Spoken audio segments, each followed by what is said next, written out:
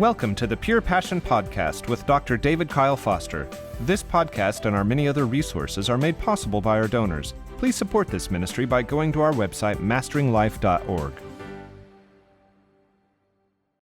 Welcome to Pure Passion. I'm David Kyle Foster, your host. Today we have an excellent guest, Dr. Neil Whitehead from New Zealand, and we're going to be talking about the science behind homosexual confusion. Are homosexuals born that way, or does the science actually prove just the opposite? Does the science point us towards experiential, environmental, family systems, these sorts of issues? And so Dr. Whitehead is an expert in this area. In fact, he's got a fantastic website. What is your website, Dr. Whitehead? Okay, the website is www.mygenes, all one word, that's mygenes.co.nz. Okay, and your book, hold up your book because it's a wonderful tool that people can actually find online. All right, the book is available free on the website, although you can also download a Kindle version or EPUB, or if you really must, you can order a hard copy like this. I should add, for interest's sake, that it's been translated into various other languages. Have I got that the right way up? No, I haven't. I think that is correct. I'm not very good on Arabic at all, but that's one of several translations, which are probably available on the web as well somewhere. What are some of the other languages? There's been Turkish is the most recent, Mandarin, it's been translated into Japanese, parts are translated into Danish and Polish and German. Now, where did you get your doctorate, by the way? The doctorate was in New Zealand, and it was, I like to say, it was multidisciplinary. I'm not one of these people who spends all their time looking at the southeast corner of a molecule for the rest of their life. I like to say I did an interdisciplinary PhD, and perhaps things have got worse ever since. I published about 150 papers, and about 24 of those were specifically on the science and the genes connected with homosexuality. I should add, to give some background, 25 years employment with the New Zealand research establishment, the government research. And then there was also 4 years with the United Nations and a couple of years with the Japanese universities. So you haven't done much then? Oh, no, I'm just starting. And that's what you really feel like. What you don't know, you realize vastly exceeds what you do. That's true. I found that myself. So you've been living and working as a scientist ever since, and an expert, as far as I'm concerned, in compiling scientific studies on this and other issues so that people can get a quick overview of what the conclusions are to many of these studies. And they're quite consistent, actually, as opposed to, I remember way back when, the Simon LeVay study, where he studied the brains of deceased people, and his theory was the hypothalamus gland was smaller in homosexuals, and therefore there's some sort of physiological determination in people coming up with same-sex attraction. Problem with his study was he studied the brains of AIDS victims, which, and anybody who knows what AIDS does to the brain makes the study ridiculous because he's not getting people who have normal brains. And then there was the Hamer study, the genetic study, which came out, and he claimed that homosexuality was genetic as well. Of course, both of these men had to retract their claims later on when the peer reviews showed the flaws in their studies. In fact, Hamer, his number one researcher, charged him with doctoring the data so that it looked more like it was people were born that way. And he was taken up before the organization that oversees people's research. And at the same time, he was received by the Supreme Court of the United States as an expert in the subject that he's being charged with cooking his books. So that was quite ironic. So we're going to talk about the fact that many with same-sex attraction feel that they are born that way and can't change. Let's talk about some of the other studies outside the United States that you've compiled in your book, My Genes Made Me Do It. I love that title. The actual genes. Let's talk about the actual genes. Okay. The hindsight now is that the original work of Hamer and others who worked on that, it was actually embarrassingly naive. They looked for single genes which were connected to homosexuality. And the mainstream knowledge now is that a very wide variety of genes contribute to any trait you may have. And each of them has a minute individual contribution to the whole. I've unusually, perhaps for a podcast, I've come up with a lot of diagrams.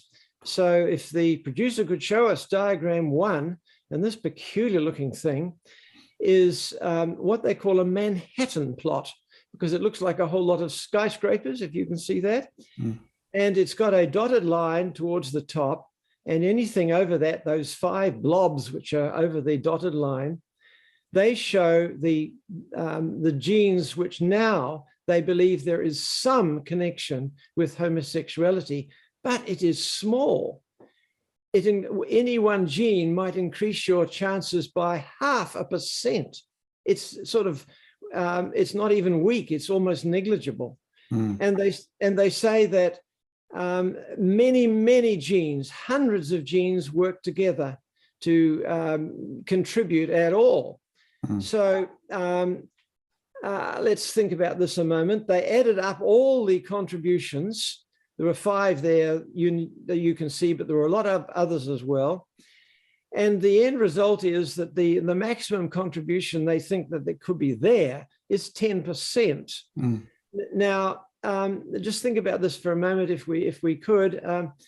If we say that that's 100%, that's very, very strong.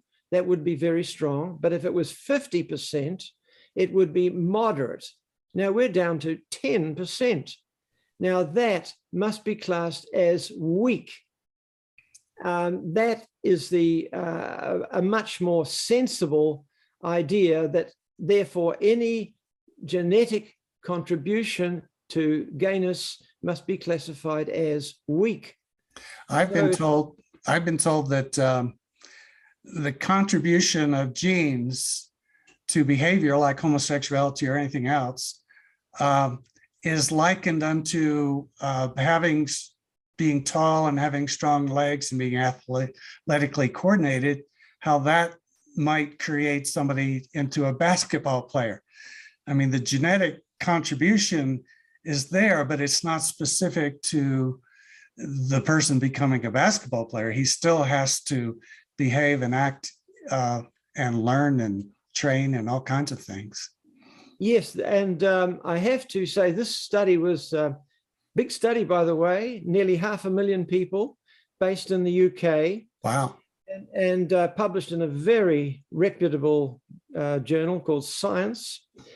And these were people who'd had their DNA done, and they allowed their results to go into a big database, and they agreed to answer all sorts of questions about all manner of things, including their sexuality. But there's a flaw.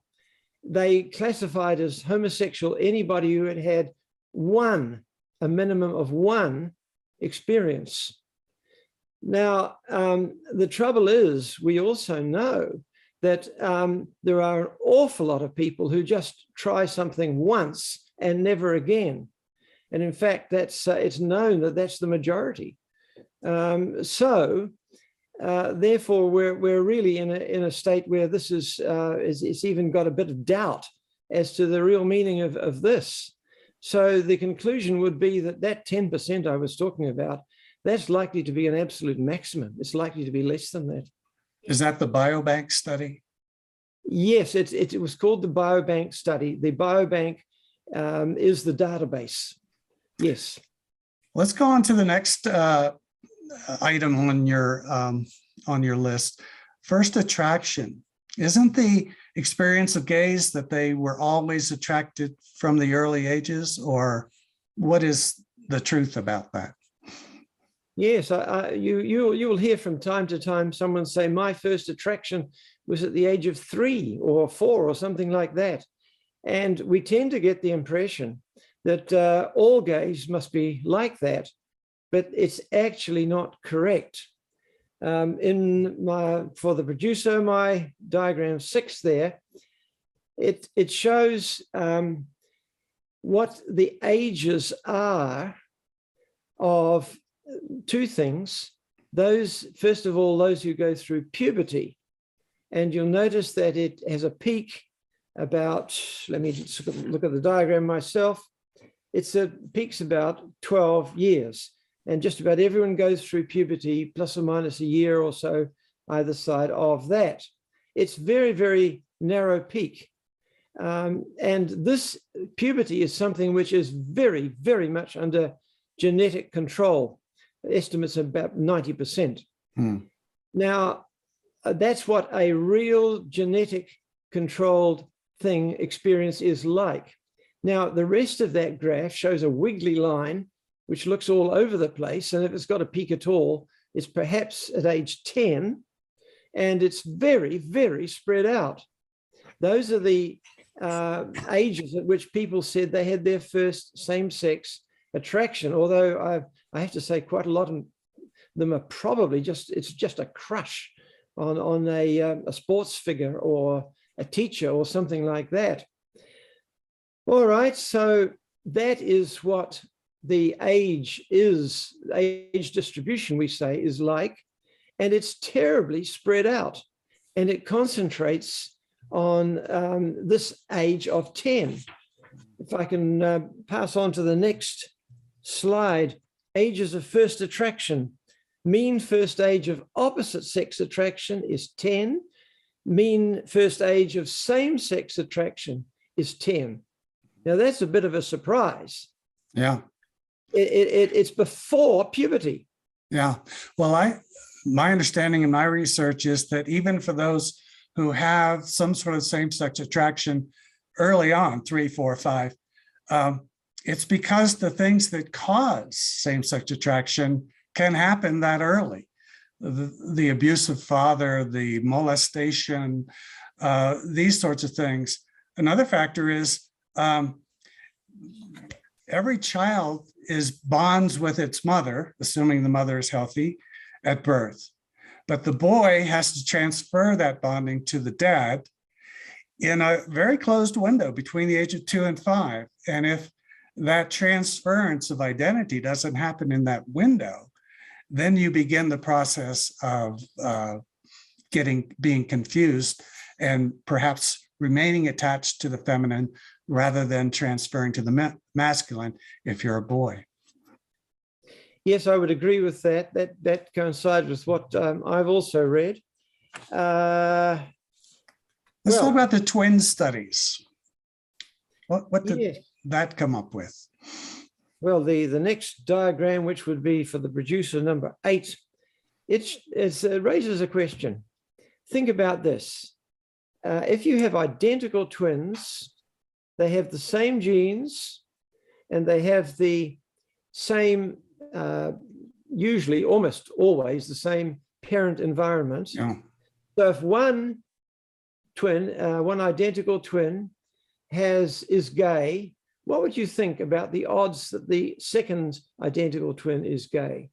Very high. The answer is, in that diagram, it shows that there's only about 10 to 14% chance that second twin is gay. Now, if they've got the same genes, but look at that huge difference Yeah. It's really quite extraordinary. Now, there have been a lot of studies now using the non-identical twins as well. And the maths gets a little complicated, but the end product is very, very important, because it says that overwhelmingly, and we're talking about 70 to 80%, the causes are due to individual experiences, which one twin has and the other doesn't have. Mm-hmm. Now, what could that be? Well, it's not the genes, significantly, obviously. But the next slide, which is number 9, says that it can be different experiences of family dynamics. Even identical twins can, for example, let's say a young girl sees her mother being, as she sees it, very, very badly treated by her father, and she may have the attitude, I am never going to be like my mother. Yeah. And she may rebel against any feminine ideals, and this leads her on a different path in her development. Whereas the co-twin, for various reasons, mightn't have interpreted it like that even. There can be completely different interpretations of the family situation, even by identical twins. And this is known from all the studies. And then there can be something like different exposure to porn. It might be that one young man comes across homosexual porn and the other doesn't. Yeah. And if I can emphasize, porn is deliberately and carefully designed these days to be a really strongly addictive thing. It's designed to trap you and get you going back so that the people can make money out of it. More addictive than cocaine is what I understand. Well, that's an interesting one. Okay, I'll take that on board, but that sounds to me about right. And of course, finally, a third major factor is their sexual experiences can be different. One study asked gay people what they thought had led to them being gay. And one of the main things was either positive same-sex experiences or negative same-sex experiences, or that is for those who became heterosexual, I think. But the other part of it is negative experiences with the opposite sex. One person is lucky in love and another isn't, sort of thing. That can easily happen.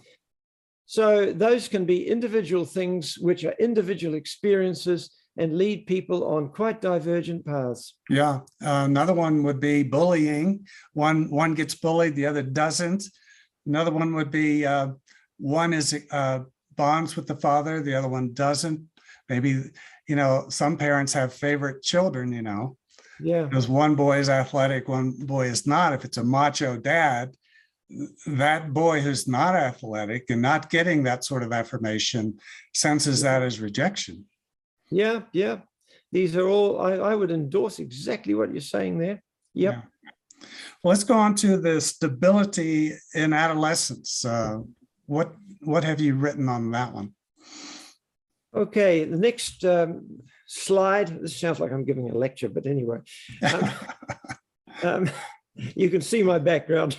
Please do. I love teachers and how they line things up logically. I just love it.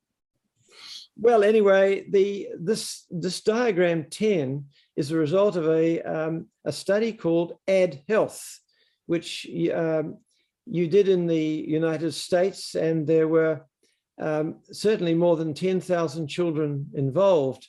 They asked them the question, in this last year, what was your main, or what was your only or usual romantic attraction? Now, it's not absolutely clear whether this turns into a real complete same-sex attraction, but anyway, that was what they call a romantic attraction. And the first slide shows those young these are boys who were, for a start, that year only attracted to the opposite sex. And the right-hand side of the diagram shows that at age 22, when they re-interviewed the same people, they had remained attracted to the opposite sex. A very few of them, in other words, it was very stable for opposite sex attraction. A very few, as you'll see in the diagram, they did change to be either exclusively same-sex attracted or bisexual. But next slide, which is called number 11, look at what happens to those people who were exclusively romantically attached or attracted to the same sex. At age 22, there's hardly any who are attracted exclusively to the same sex. You've got a big black column there, which is those who have changed to be exclusively attracted to the opposite sex. This is quite an extraordinary finding. In fact, the researchers, they said, look, we're not even, these people are so variable, we're not even sure that the sexual orientation means anything. But it certainly meant a lot to the people involved, because as you may know, the suicide rates amongst teenagers attracted to the same sex is about 6 times the overall rate. And so it meant a huge amount to them. It was their life. Yeah, let me add to that the suicide rate among homosexuals, the activist world says it's because they're being rejected by society, but the truth is society has been more and more and more accepting over the last 30 years than ever before. So it makes no sense, that theory that they have. It's actually the brokenness within them that's creating the suicide attempts. Yes, we haven't got time to go into that in detail, but I would say that what I've read certainly supports what you've said there. Can we come back to one more of the diagrams?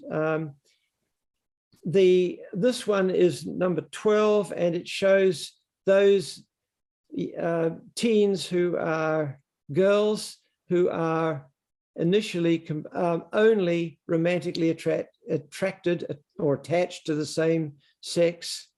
Now we find out that a lot of them, almost half, have become exclusively attracted to the opposite sex. We notice one other thing, that a large number of them have become attracted to both sexes. So they have also acquired attraction to the opposite sex. In fact, we have to say most of them have become attracted to the opposite sex. A few, a number have remained that way, that is, attracted to the same sex. But we have to say that teenagers are very variable, and the moral I draw from this is, if you are a teenager and you think you're attracted to the same sex and it's always going to be that way, no, it isn't. Yeah, this sort of mirrors the experience of young kids who feel they're in the wrong body, that they were meant to be the opposite sex. Studies show that by the time they're 18, that vanishes for the majority of them. They no longer feel that way. Yes, that would be the standard belief now in the people who study this and write papers about it. Yes. Yeah, and so all of these hormones that they're being given and the surgeries, it's child abuse in some sense. I should add also, it's very difficult to do twin studies on these people, though there'll be some studies coming out, I've no doubt, but I'm going to predict that they will probably find the same thing, that individual experience is the main cause, and this is just so often is found in twin studies. So it's likely in this in the trans world as well. Individual experience will be the thing. It won't be something like genes. Mm. Let's go on to the Santero study. Tell us about that one. Okay, well, we know that there's many voices around the world which are saying that therapy for those who want to put in effort to attempt to change their sexual orientation, it's dangerous. The American Psychological Society is rather muted. It says that it may cause harm and is unlikely to succeed. All right, well, a PhD student in San Diego did a study on this. He contacted, well, in his study, there were 125 men who went to secular therapists to see how far change was possible. And they and the guy doing this, called Santero, asked, please give me negative and positive experiences. So this is a test of how much harm it does or how much good it does. Mm-hmm. In the first diagram, which is 14, I hope this is can be understood. The top left pillars there in the histograms show that the people who embarked on this usually started out as completely attracted to the same sex, or mostly, or at least predominantly. Now, the part which is nearest to you, the bottom right, shows it was after the therapy, a lot of change. And you find that there are a lot of people who have shifted down to at least being predominantly same-sex attracted. And there are still some who are up in the same-sex attracted region. Now, what this means is the numbers which come out of this, about a third did not change. A third changed a really significant amount, and another third, the remaining third, changed practically completely, an enormous amount. Mm-hmm. All right, now this shows simply, it is simply not correct to say that change is unlikely.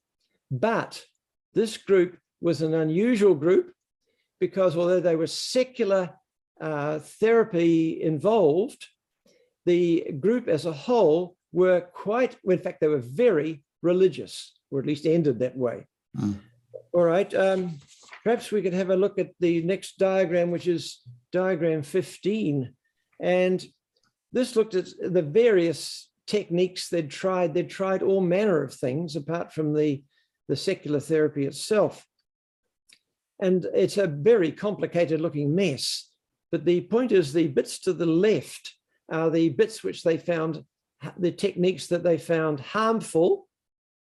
The bits to the right and at the top of the diagram, they're the techniques and efforts that they found useful. And you can see the huge contrast between the two. Saying that this is predominantly harmful is simply not correct, at least for these people. Mm-hmm. I should add also, these people, 50% of them had a support group. Note from the diagram perhaps also that the thing which got the most favorable notes or favorable opinions was having a same-sex, non-erotic friendship. Mm. If you can find a good mentor, that's really marvelous, but they may not be easy to find. Last one on this, this is number 16. Now, this diagram deals with an accusation against the therapists, which is to say that it makes them have less self-esteem, makes them depressed, and does all sorts of other negative consequences to them. Mm. Now, if you look at this diagram in detail, what it shows, I should say that the average person who started on this ended with about, he started with about 3 of these particular factors, and all the factors are, let's see, there is self-esteem, social functioning, depression, self-harm, suicidality, substance abuse. And the general reactions to saying what the therapy did, it was really for them really, really helpful. Yeah. So again, it is not correct that the overall, at least for this sample, it is not true that the overall result was harmful. Mm. Go ahead. So now let's see. All right, so I want to just comment a little bit about the fact that they were an overwhelmingly religious group, even though the therapists were secular. It's a rather odd thing, but it's rather like the situation in Alcoholics Anonymous. Those people find that it is to make lots of changes in their lives, they need a higher power. Yeah. And it looks very much as though this was essential for this group. In other words, I think there are some people who casually think, oh, this change will be all right. And I've only got moderately strong views, moderately strong reasons for trying this, but I'll have a go. I think you're underestimating in that case how difficult it can be. You need a higher power. And of course, the one I would recommend there is Jesus Christ. Yeah. Well, I know that if you engage God in the process, you have a great deal more supernatural power from an omniscient being who knows exactly what's wrong with you and exactly what to do about it. So this pursuit of God, as far as I'm concerned, pursuing intimacy with God the Father is the way of escape. It is the purpose of life itself, much less the way of escape from brokenness. And so somebody who engages God in the process is obviously going to have a better result in the end. I have a friend named Stephen Black. He's the head of First Stone Ministries in Oklahoma City. I think the website is firststone.org. And he has written a book where he summarized, I think, 20 or 30 years of helping homosexuals. And what he found, most importantly, was that a strong commitment to change is a key factor. Being willing to do whatever it takes is a key factor in someone changing. And they found his program is excellent. And they found that somewhere around 70% of the people they polled, the ex-counselees, they polled like hundreds of them. And they found over 70% had experienced significant change through that support group program. So, the activists out there would like us to believe that what they do is they redefine change to mean completely transformed into heterosexual, rather than the degrees of change that one experiences, whether one's an alcoholic or a drug addict or anything else. They put a different standard on homosexuals than they do on all other kinds of dysfunction. Yes, that 70% figure is really interesting because it's practically the same as the Santero study found. So if you take that sort of figure as your the real experience of people who are really committed to the change, then I think you're much nearer the truth. Yeah. This is about as much as I want to say. We're not experiencing a great deal of COVID down here in New Zealand, but they're still making us wear masks. So as I depart this program, I'll put on my mask, which says, God is closer to you than I am. So now you can't talk. I wanted to ask you a question. No, go ahead. So in summary, what is the aggregate conclusions that you draw from the studies on homosexuals and transsexuals in terms of the science? what have we really discovered versus what we've been told? Well, the question would be, if I'm gay, am I born that way? The answer is no. It is no. Mm.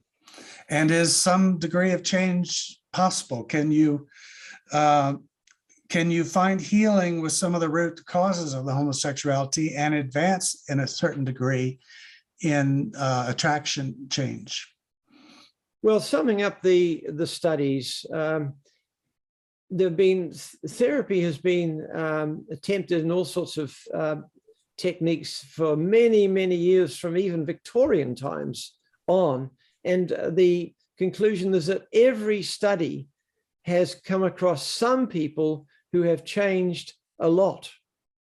And that's even so with the experience of somewhat notorious Kinsey after the Second World War. I should point out that there's a continuum. Some people have only experienced a bit of same-sex attraction, and some have also experienced some attraction to both sexes. And it's the general rule that the more you are experience is repeated, the more work and difficulty it will be to change it, to change away from that. Mm. If it's only a fleeting encounter, it may be much easier. Yeah. Well, I just want to say that to the viewers, listeners, that change is possible. I'm former homosexual, and my healing path was after getting born again, which is critical to the process. I began pursuing God the Father at an intimate level. I remember reading Jeremiah 29:11-14, where it says, God is talking, and he says, if you seek me with all your heart, I will reveal myself to you. So I remember saying, okay, God, deal. I'm going to start pursuing you with all my heart. And I expect, if this is the inerrant word of God, that you are going to supernaturally reveal yourself to me. I mean, that's an awesome promise. And I wanted to see if it was true. Well, that's exactly what I got. And he began showing me the roots to my sexual brokenness, which for the most part had nothing to do with sex. They had to do with, dysfunctional environments and family dynamics and experiences and things like that. And as each one got healed, and God only showed me one at a time so that I wouldn't be overwhelmed by it, because there was like 24 factors in my case. He began to show me the roots, and then he began to show me the way of escape. And so I don't have total heterosexual feelings yet, but I have a significant change. I've been significantly changed. Going back to homosexuality is a no-brainer. It's just not even a consideration in my mind. Why would I give up the glory of God and everything he's done for me and the healing for fleeting sexual experiences? It makes no sense. So whether you have experienced change or not is really irrelevant to the most important issue. Do you know God, and are you pursuing him with all your heart, willing to do whatever it takes and settling with whatever God gives you? Then you're going to hear, well done, good and faithful servant, when you stand before him, when you pass away. Tell us again what your website is and your book so that people can follow up on some of the scientific conclusions that you've drawn. Okay, so the website is www.mygenes, which is MYGENES, all one word, .co.nz.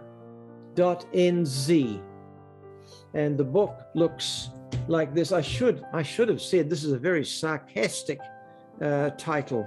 Your genes didn't make you do it. Good enough. Well, thank you for being here, Dr. Whitehead from New Zealand, of all places. I love it there. And I hope that God continues to bless you in your scientific pursuits. Thank you for listening to today's podcast. Remember, much of Dr. Foster's teaching has been taken from his new book entitled Sexual Healing Reference Edition, available at our website, masteringlife.org. This podcast and our many other resources are available because of our donors. If you are one of them, thank you. If you would like to join in supporting us, please visit masteringlife.org.